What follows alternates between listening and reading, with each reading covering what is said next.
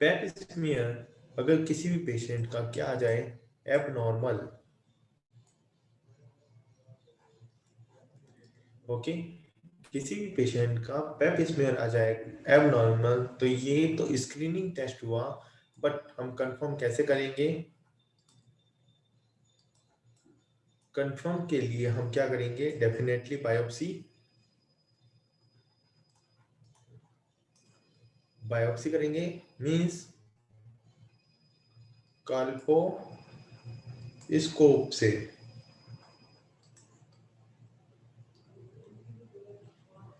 Okay. तो हम histopathological examination करेंगे, बायोप्सी से ही कंफर्म होगा। तो ये तो हुआ कंफर्मेटरी टेस्ट और ये हुआ हमारा स्क्रीनिंग टेस्ट, ओके। ओके, इसके अंदर दो वर्ड हमारे को पता होने चाहिए, V1A and V1 and L1, okay. Actual में ये दोनों अलग अलग हैं।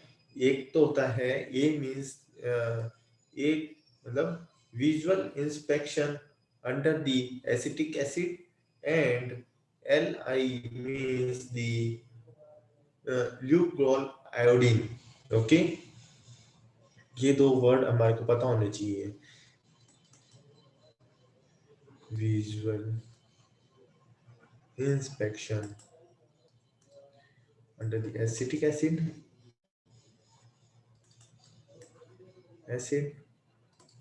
and visual inspection under the lugol iodine,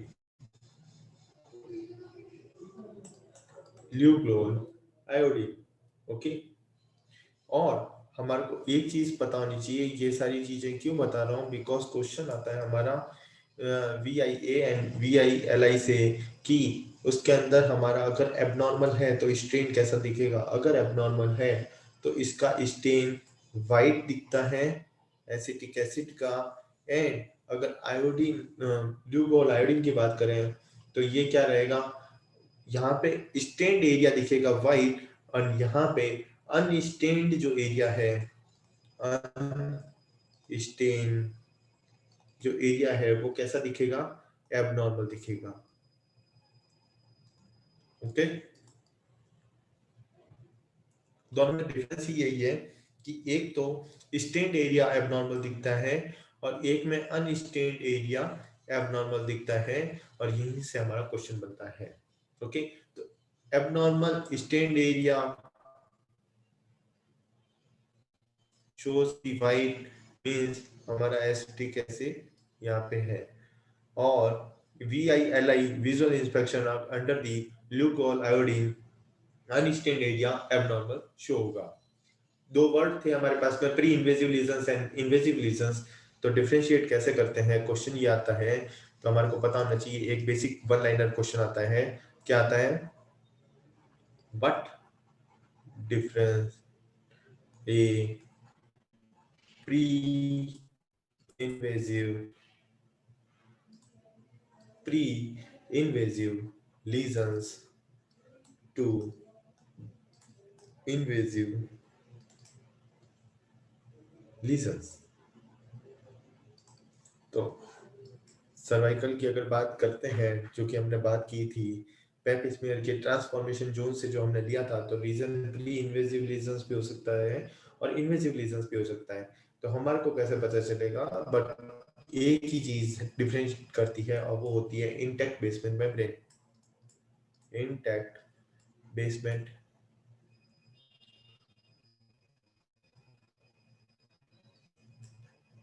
membrane, intact basement membrane. और इन सारे पेशेंट का अब मैनेजमेंट कैसे करें? मैनेजमेंट सिंपल तरीका है,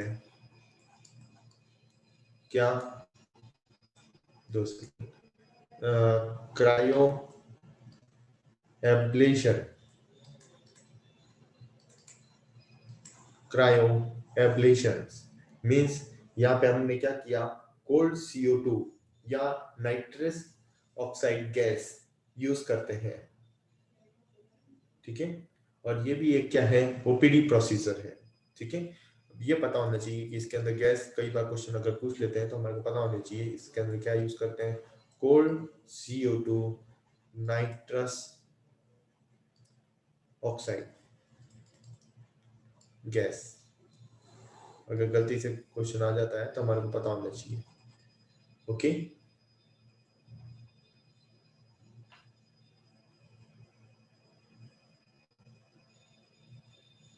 ओके, अब अगर बात करें सर्वाइकल कैंसर की, तो वहाँ पे रिस्क फैक्टर हमारे को पता होने चाहिए। What are the risk factors, okay. जिसके अंदर क्या आता है, first early age of first intercourse, early age of first,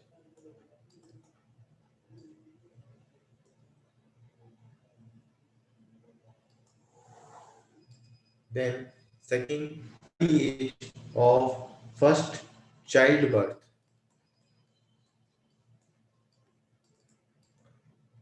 okay, then multiparity,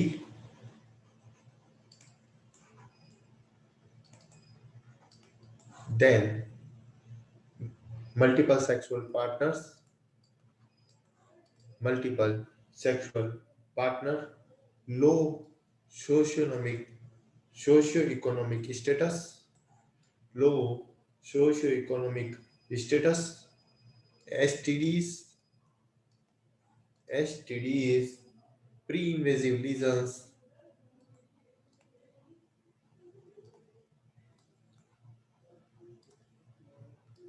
pre-invasive lesions, then हमारा है सिगरेट,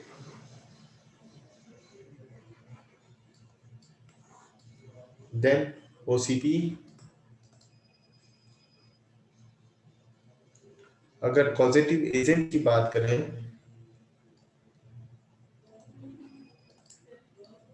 अगर कॉजेटिव एजेंट की बात करें तो वो क्या रहेगा, HPV, ओके।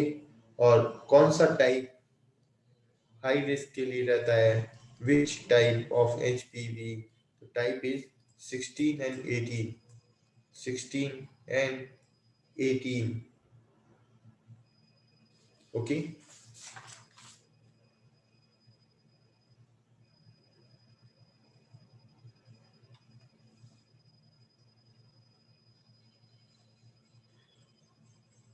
अगर बात करें वैक्सीन की, अगर बात करते हैं वैक्सीन की, तो पहली चीज, वैक्सीन कॉन्ट्राइंडिकेट इन प्रेगनेंसी। पहली बात, दो तरीके से है, दो वैक्सीन है, Gardasil, Gardasil, and second vaccine is Cervarix, okay. ये तो है हमारा क्वाड्रिवेलेंट एंड ये है हमारा बाईवेलेंट। तो हमारा को पता होना चाहिए आइडियल एज, कि हमारे को कब लगाना चाहिए। Ideal age 11 to 12 year, okay. इन दोनों में से मोर पोटेंट कौन सा है, तो है ये bivalent is the more potent, is more potent. अच्छा, अगर किसी ने मान लो 11 से 12 में नहीं लगाया है, तो can be given in 9 to 26 age group also, 9 to 26 age group also. ये कैसे लगता है, IMly given, intramuscularly given, okay. Okay, हमने HPV की बात की, तो HPV क्या क्या कॉज कर सकता है most commonly.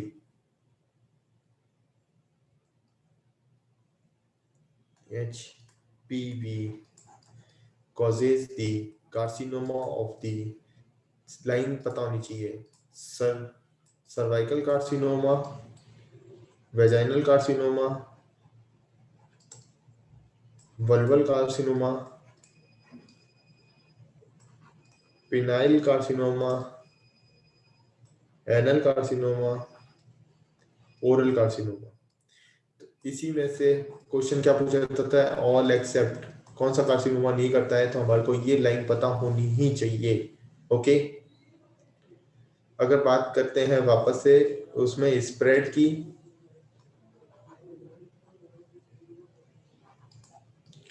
Spread, mode of spread, most common mode of spread अगर बात की जाए मोस्ट कॉमन, तो वो है लिम्फेटिक। वो क्या रहेगा, lymphatic. Okay, most common presenting complication या मोस्ट फर्स्ट प्रेजेंटिंग कंप्लेन क्या रहेगी, फर्स्ट या फर्स्ट लिखना ज्यादा सही रहता है, first presenting complain, first presenting complain is irregular vaginal bleeding।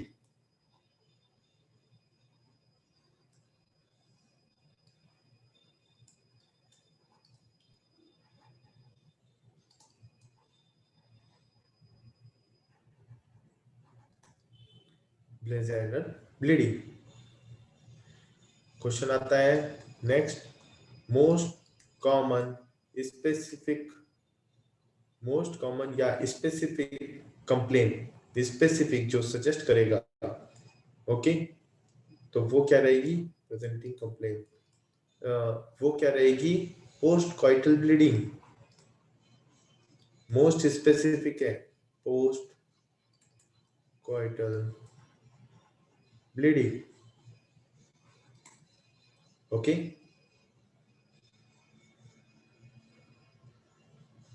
Then अभी आपको बताया ही था, इन्वेस्टिगेशन हम पहले तो क्या करेंगे, पैप स्मीयर करेंगे, देन बाद में बायोप्सी करेंगे, ठीक है,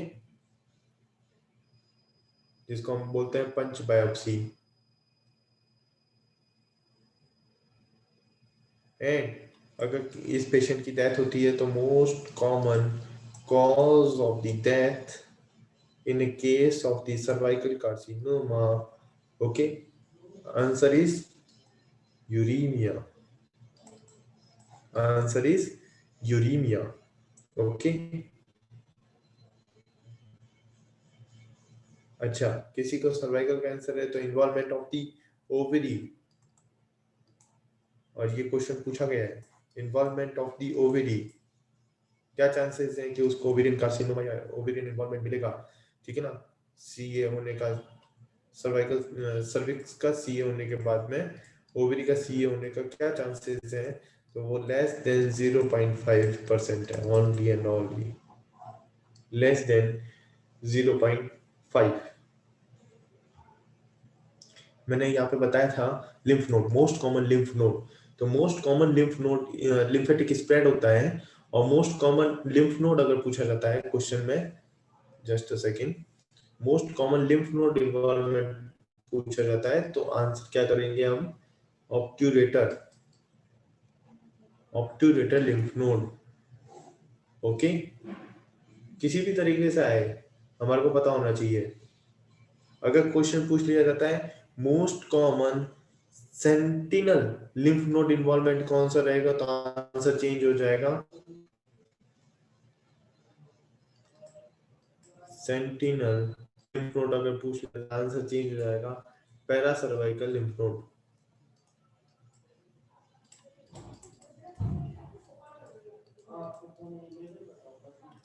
para cervical lymph node. Okay, then question पूछा जाता है कि most important prognostic marker,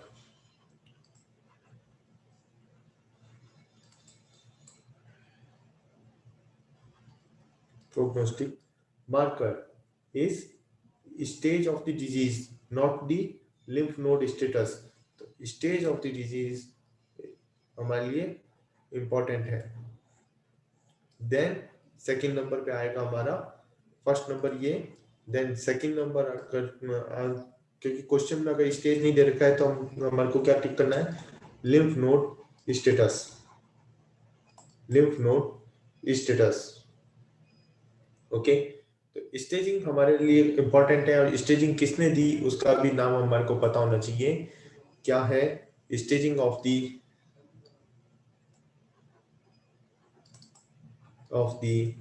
सर्विक carcinoma? तो इसके लिए दी थी हमारे को फिगो ने, फिगो ने क्लिनिकल स्टेजिंग दी थी।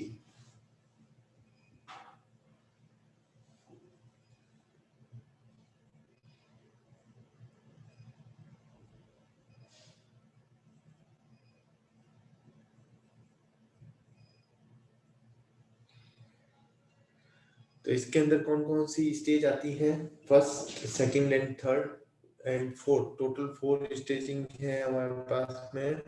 एंड जैसे कि अगर स्टेज 1 की बात करें तो हम क्या करते हैं, जितनी भी स्कोपी है, investigation can be used, scopies all can use.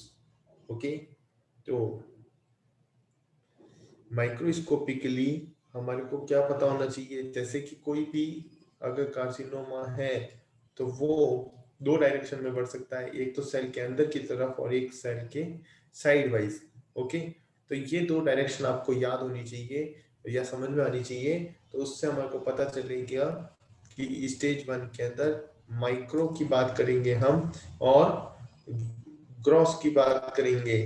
ठीक है, माइक्रो में अगर बात करें तो वो stage A1, okay, A1 A2। अगर ग्रॉस की बात करें तो सॉरी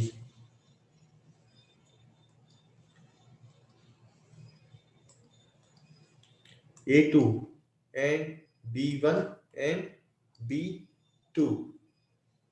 ठीक है, तो माइक्रोस्कोपिकली में क्या दिखेगा, A1 स्टेज किसको बोलेंगे, जहां पे less than 3 mm in depth and less than 7 mm in horizontal, in horizontal। इसी तरीके से A2 किसको बोलेंगे, 3 to 5 mm in that and less than 7 mm in horizontal। B1 किसको बोलेंगे, जहां पे less than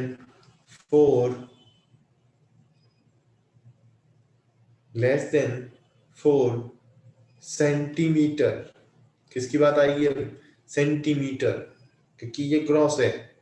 but B2 stage किसको कहेंगे, ग्रेटर देन 4 सेंटीमीटर एरिया अगर कवर हो तो वो किस स्टेज में आएगा, A1 A2 B1 and B2। ठीक है, इसी तरीके से स्टेज 2 का देखिए,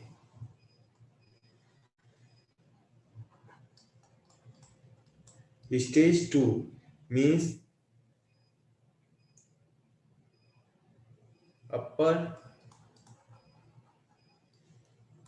2/3 ऑफ द वेजाइना, जहां पे देखिए A and B, A means without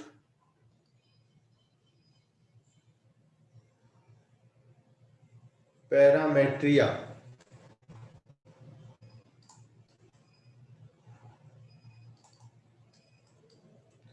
okay, जिसके अंदर भी 2 हो सकते हैं, A1 and A2। A1 less than वही 4 centimetre and A2 greater than and equal to 4 centimetre.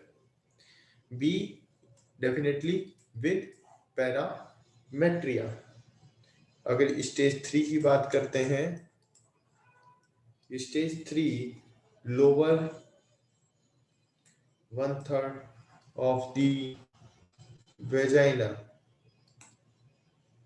जहां पे A and B, A is not reaching to the lateral pelvic wall, lateral pelvic wall, or B reaching up to the lower lateral pelvic wall, little pelvic wall. Okay, and last fourth stage will be वही A and B, involvement of the bladder and rectum and distance metastasis. Fourth stage यहीं पे mention कर रहा हूँ जिससे आपको पता रहेगा। फोर्थ में भी A means the involvement of the bladder and rectum and B means the distal हो सकता है मेटास्टेसिस।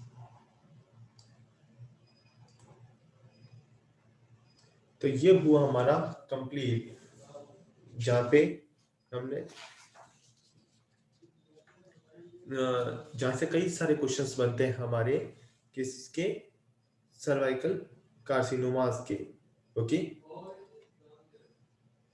ओके, नेक्स्ट टॉपिक जो है हमारा वो है हमारा कॉन्ट्रासेप्टिव।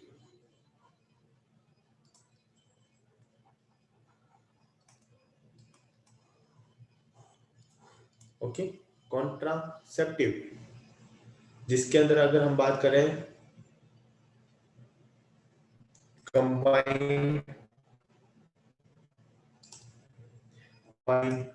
ओरल, यहाँ से कई सारे क्वेश्चंस आते हैं, तो ये टॉपिक को भी ध्यान से सुनना।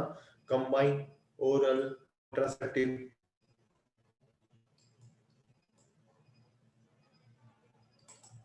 पिल्स, जिसको हम क्या बोलते हैं, COS पिल्स। ओके, जो कि दो तरीके की हो सकती हैं, low dose and high dose, low dose and high dose oral contraceptives. Low dose किसको बोलेंगे, जहां पे हमारे को क्या मिले, इथेनॉल एस्ट्राडायोल का लेवल लेस देन 50 माइक्रोग्राम। किसकी बात कर रहा हूं, एथेनॉल एस्ट्राडायोल। एथेनॉल एस्ट्राडायोल अगर high means greater than 50 microgram, greater than 50 microgram. Low dose में कौन सी डोज मोस्ट कॉमनली यूज की जाती है, and around 35 microgram, around and around 35 microgram. Okay, and अगर इससे भी कम हो तो उसको हम डालते हैं very low dose, very low dose. और वेरी लो डोज की वैल्यू कितनी होगी, less than 20 microgram, less than 20 microgram. Okay,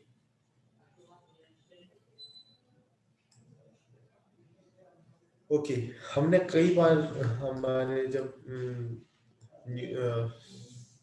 क्या कहते हैं टीवी वगैरह देखते हैं तब एडवर्टाइजमेंट आता है माला एन माला डी का, माला एन माला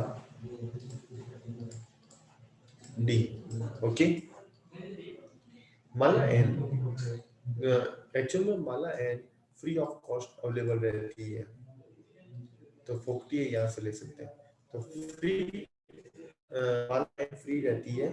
ये हमारे को पीएसएम का क्वेश्चन बनता है यहाँ से कि फ्री ऑफ कॉस्ट इसमें से कौन सी है, माला एन माला डी एंड अगर कोई सी भी आपको पिल्स लिखी हुई होगी तो हमारे को कॉस्ट पता होना चाहिए। माला एन गवर्नमेंट की तरफ से फ्री ऑफ कॉस्ट अवेलेबल होती है।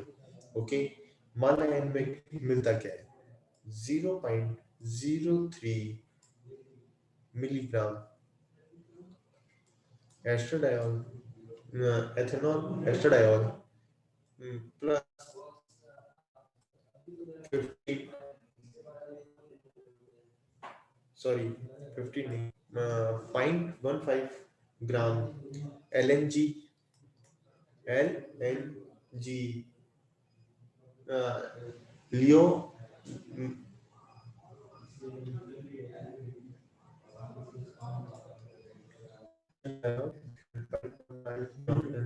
LNG and 7 iron tablet, 7 iron होती है जो कि मिलके बनती है हमारी N। एंड माला डी में क्या मिलेगा, ये सारी चीजें सेम होती है, ये सारी चीजें सेम होती हैं, बस चेंज क्या होता है, यहाँ पे जो चेंज होता है कि जो उसकी साइज होती है और जो उसकी रेट होती है, क्योंकि हिमालय डी आपको सब्सिडी रेट पे मिलती है, कॉस्टिंग होती है, इसीलिए इसको माला डी बोला जाता है। और ये अराउंड एंड अराउंड 3 रुपीज के अराउंड में पैकेट में आती है। ठीक है, अब आगे बात करते हैं, क्योंकि ये तो सारा पोर्शन था अराउंड एंड अराउंड हमारे पीएसएल से रिलेटेड। ठीक है ना, अब बात करते हैं वापस से CUS combined oral contraceptive pills की। ओके, तो अपने को पता चाहिए contraindication, contraindication in the breast feeding women.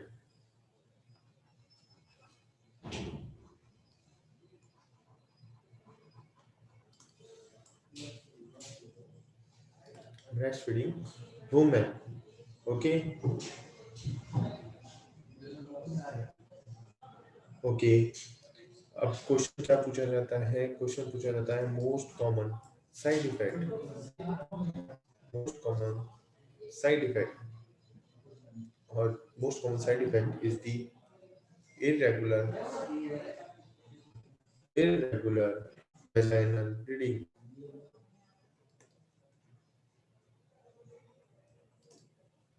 Okay, जिसको एक और नाम बोलते हैं ब्रेक थ्रू ब्लीडिंग।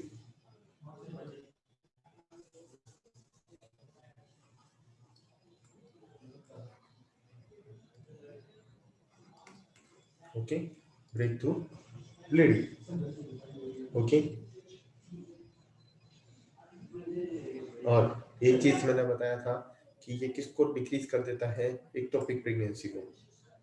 जब मैंने एक्टोपिक ऑप्शन की क्लास ली थी तो मैंने बताया था एक्टोपिक प्रेगनेंसी की रिस्क को डिक्रीज कर देता है। ये क्या करता है, डिक्रीज करता है।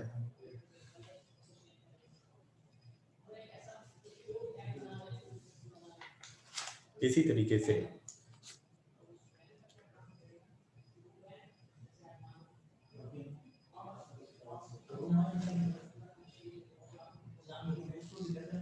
आगे चलते हैं, 2 सेकेंड होल्ड करना।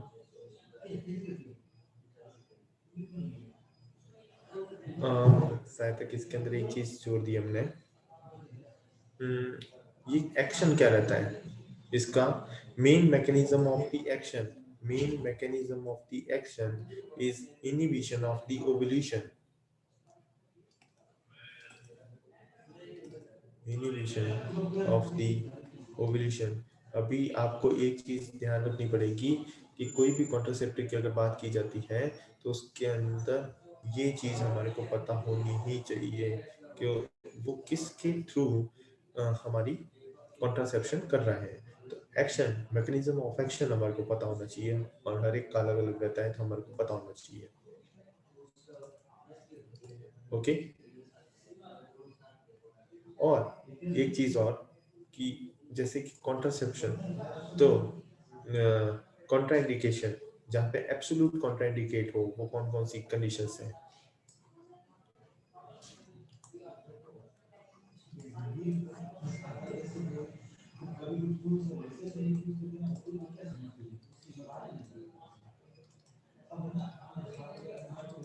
Okay, then first absolute contraindication is uncontrolled hypertension। Uncontrolled hypertension means greater than 160 by 110. Uncontrolled hypertension, VTE, CAD, migraine with the focal neurological deficit means aura, migraine with aura। Okay, then diabetes with vasculopathy,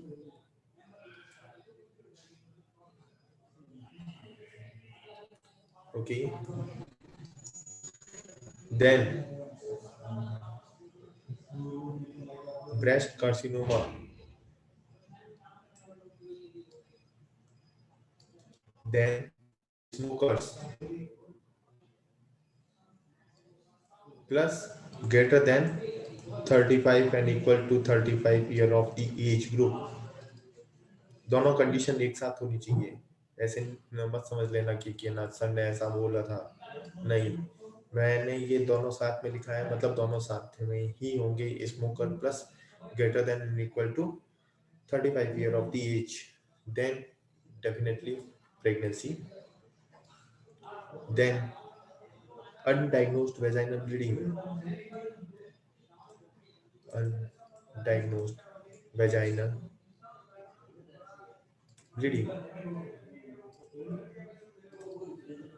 okay, or acute liver disease, last, acute liver disease, okay। इसी तरीके से ये तो हमने बात की OCP base, ठीक है। अब बात करते हैं सहेली की, सहेली, okay. Dr. There's 5 minutes left. 5 minutes left, okay okay okay, ठीक है। हम एक सहेली और मिनी पिल्स को कंप्लीट करके फिर आज का सेशन यहीं पे एंड करेंगे, ठीक है। फिर नेक्स्ट संडे से हम अपनी क्लास को कंटिन्यू करेंगे। पहली बात किस नाम से आती है, ये सेंक्रोमन,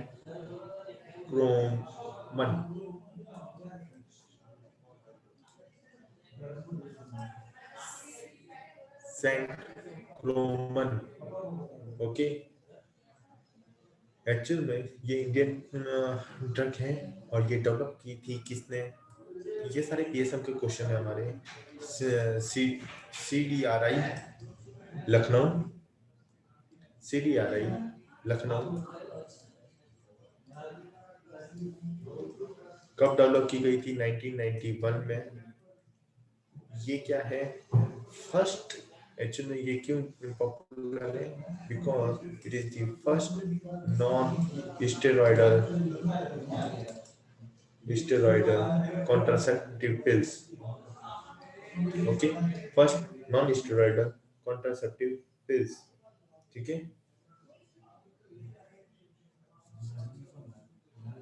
क्योंकि इसके अंदर क्या रहता है, SERM means selective oestrogen receptive modulator, selective oestrogen receptor modulator, okay. जो कि क्या होता है, twice in a week, first 3 week and 1 pill per week after 3 weeks. Simple फंडा याद रखना है, लेने का तरीका क्या है, क्या, twice per week for first 3 week, and 1 pill per week after 3 week, after 3 week, okay। Mechanism of action, जैसे कि मैंने बताया था, मैकेनिज्म ऑफ एक्शन पता होना चाहिए। And mechanism of action is mechanism of action is inhibition of the implantation. Mechanism is inhibition of implantation. Implantations. It makes the endometrium out of the face. Okay, that's it. तो जैसे कि मैंने बोला था, हर contraception का क्या पता होना चाहिए, कुछ पता हो या ना हो, मैकेनिज्म ऑफ एक्शन हमारे को हर कॉन्ट्रासेप्शन का पता होना ही चाहिए। Main mechanism of action in सहेली is inhibition of the implant. Then we start with the mini pills. Next topic is mini pills. Mini pills. Mini pills is the POP, means POP means the progesterone only pills. Mini pills is the progesterone only pills. And second mechanism of action is alteration of the cervical mucus. Alteration of the cervical mucus. Okay.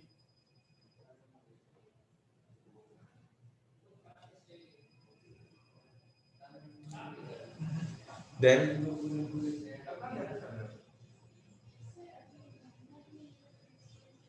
अच्छा, अपने India में कौन सी mini pills available हैं और वो किसके नाम से आती हैं? वो आती हैं सेराजेट के नाम से। किसके नाम से आती है? Cerazette, TEET, Cerazette. Only pills available in India is Cerazette. Okay. और कॉन्ट्राइंडिकेशन क्या रहेगा इसका? वो है लैक्टेटिंग वुमेन।